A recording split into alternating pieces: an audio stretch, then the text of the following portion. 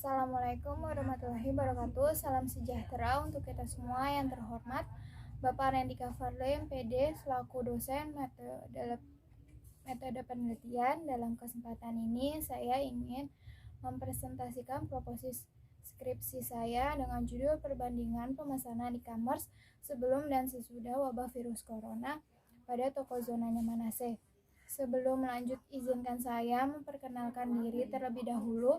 Perkenalkan, nama saya Novita Triastuti, NPM 2018 14500 dari Prodi Pendidikan Ekonomi Fakultas Ilmu Pendidikan dan Pengetahuan Sosial. Adapun pokok bahasan dalam presentasi ini yaitu bab 1 pendahuluan, bab 2 landasan teori, kerangka berpikir dan hipotesis. Bab 3 metode penelitian. Pada pendahuluan ini terdiri dari latar belakang, identifikasi masalah, pembatasan masalah, rumusan masalah, tujuan penelitian, manfaat penelitian, dan sistematika penelitian. Latar belakang. Teknologi adalah sumber informasi yang dapat dikembangkan setiap saat karena teknologi sangat penting bagi kelangsungan dan kenyamanan hidup manusia. Penggunaan teknologi sangatlah baik di masa pandemi ini, dikarenakan dapat mempermudah aktivitas di mana saja. Teknologi yang canggih akan mempermudah pekerjaan lebih ringan di masa depan. Semakin manusia membutuhkan banyak hal dalam kehidupannya, maka semakin canggih teknologi-teknologi yang baru diciptakan. Dengan adanya teknologi ini, maka dapat membantu masyarakat pada saat pandemi COVID-19. Yang mengharuskan masyarakat untuk bisa menggunakan teknologi canggih pada saat ini. Teknologi ini diperlukan untuk pembelanjaan online di berbagai e-commerce yang banyak menyediakan bahan makanan. Pada Maret 2020, pemerintah menyatakan bahwa Indonesia sudah terdampak wabah virus corona atau COVID-19. Dari Cina, pemerintah telah memutuskan untuk pembatasan sosial di masyarakat lokal. Sebagai bentuk kewaspadaan agar tidak menyebar luas ke banyak orang, pemerintah juga melarang banyak para pelaku transaksi pasar tradisional di sejumlah wilayah yang terdampak virus corona agar tidak melakukan aktivitas di luar rumah yang tidak memakai protokol kesehatan yang ditetapkan oleh pemerintah.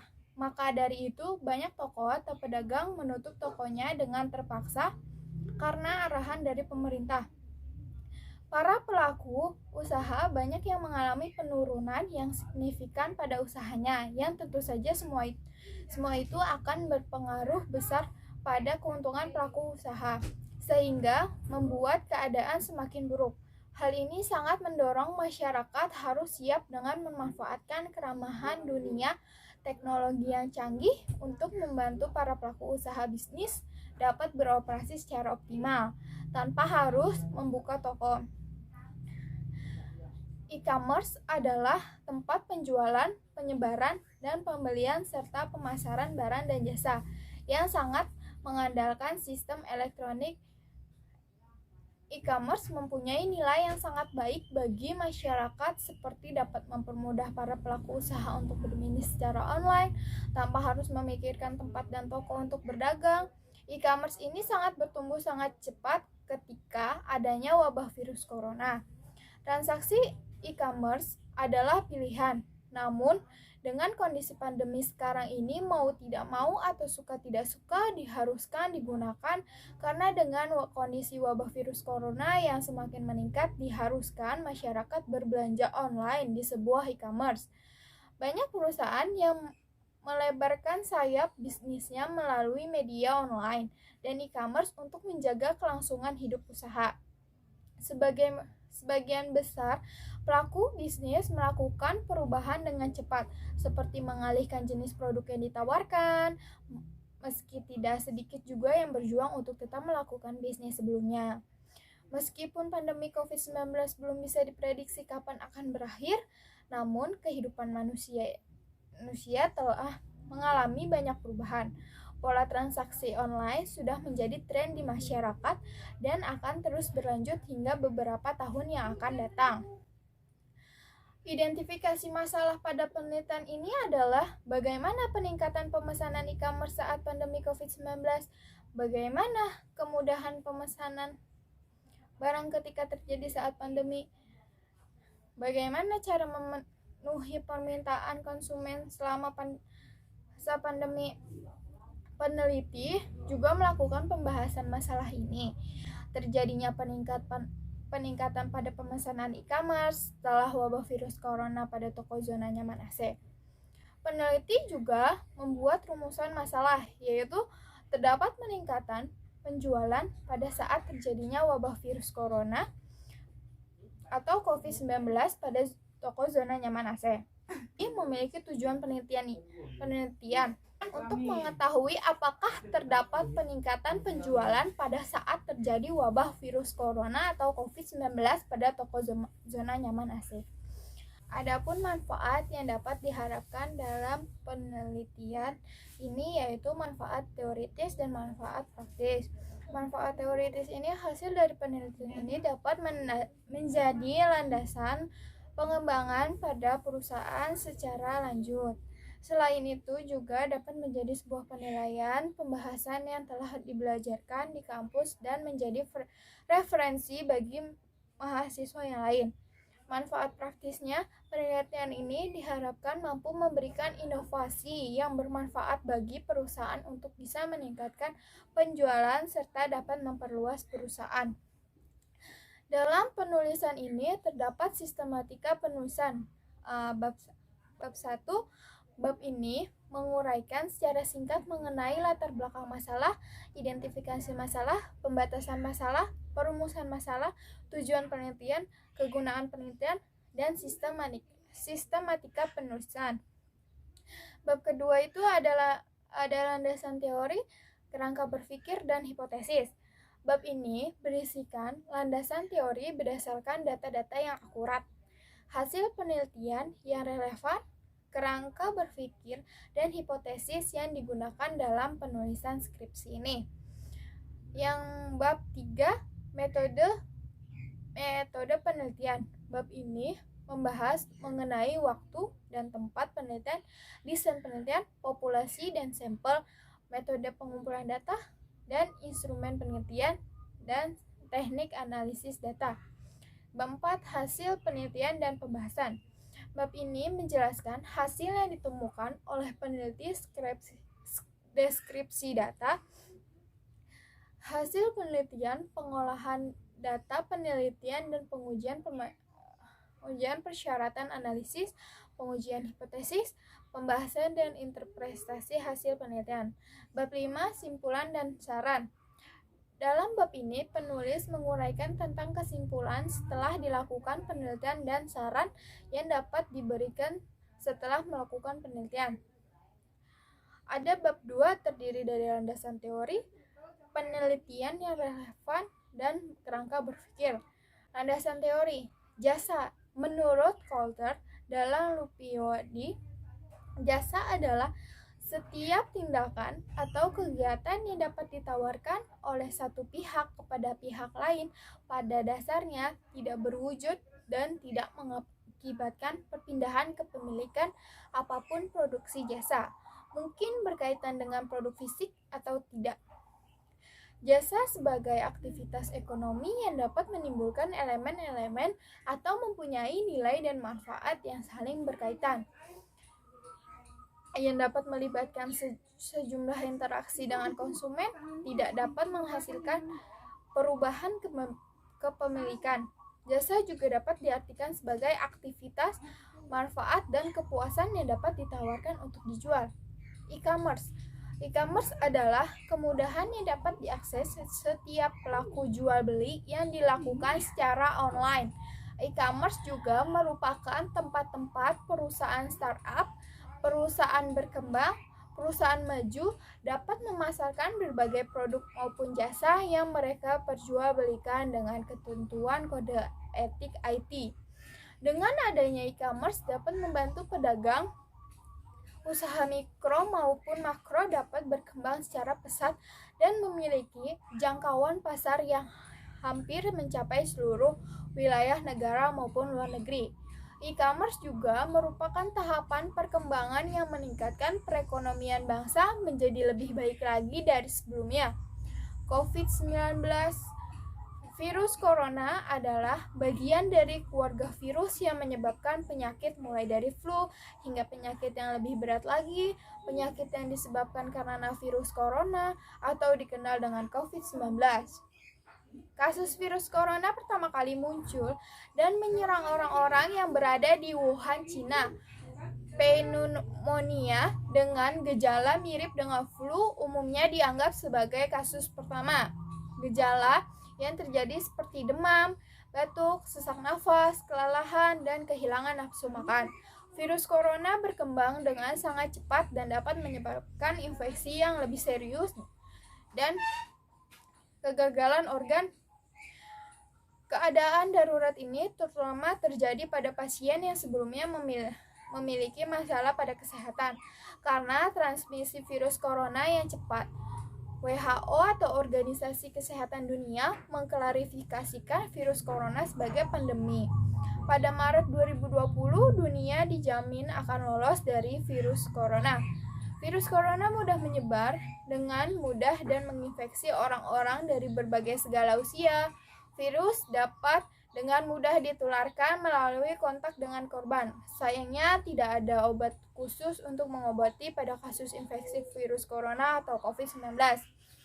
Kualitas pelayanan, kualitas jasa atau kualitas pelayanan berpusat pada upaya memenuhi keinginan dan kebutuhan konsumen atau pelanggan.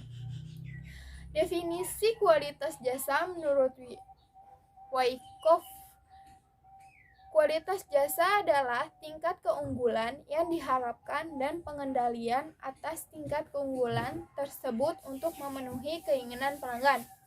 Selanjutnya, definisi kualitas jasa menurut Parasuraman, kualitas layanan merupakan refleksi persepsi evaluatif konsumen terhadap pelayanan yang diterima pada suatu waktu tertentu. Kualitas pelayanan ditentukan berdasarkan tingkat pentingnya pada dimensi-dimensi pelayanan. Dari dua definisi di atas, terdapat dua faktor yang mempengaruhi kualitas pelayanan atau kualitas jasa, yaitu kualitas pelayanan yang diharapkan pelanggan atau konsumen dan kualitas jasa yang dapat dirasakan atau diterima oleh pelanggan. Kepuasan pelanggan dalam suatu proses keputusan konsumen tidak hanya berhenti sampai proses konsumsi.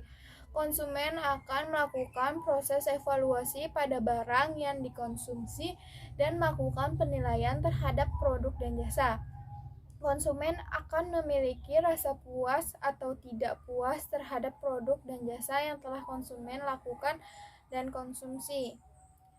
Definisi kepuasan pelanggan menurut Kotler, kepuasan konsumen adalah sejauh mana anggapan kinerja pada produk atau jasa memenuhi harapan pembeli. Kinerja produk lebih rendah daripada harapan pelanggan, maka pelanggan tidak puas. Bila prestasi sesuai dengan melebihi harapan pelanggan, maka pelanggan merasa puas. Selanjutnya, definisi kepuasan pelanggan menurut Wilke. Kepuasan pelanggan adalah suatu tanggapan emosional pada evaluasi pengalaman konsumsi suatu produk atau jasa.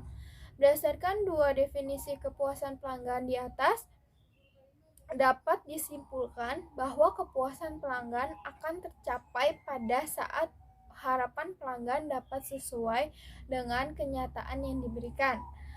Dan hasil penelitian yang relevan ini adalah dari Rini Darmastiti 2020, bagaimana perilaku konsumen pada saat masa pandemi COVID-19 yang telah membandingkan perilaku konsumen dalam pembelajaran online seiring dengan berjalannya waktu. Wabah virus corona ini mengharuskan untuk konsumen berbelanja secara online agar memutus rantai penyebaran COVID-19 di Indonesia. Sandra Ayu 2020, peran e-commerce terhadap perekonomian Indonesia saat pandemi COVID-19. Semenjak pandemi terjadi perekonomian sangatlah buruk, tetapi peran e-commerce ini dapat membantu perekonomian bangkit dari keterpurukan.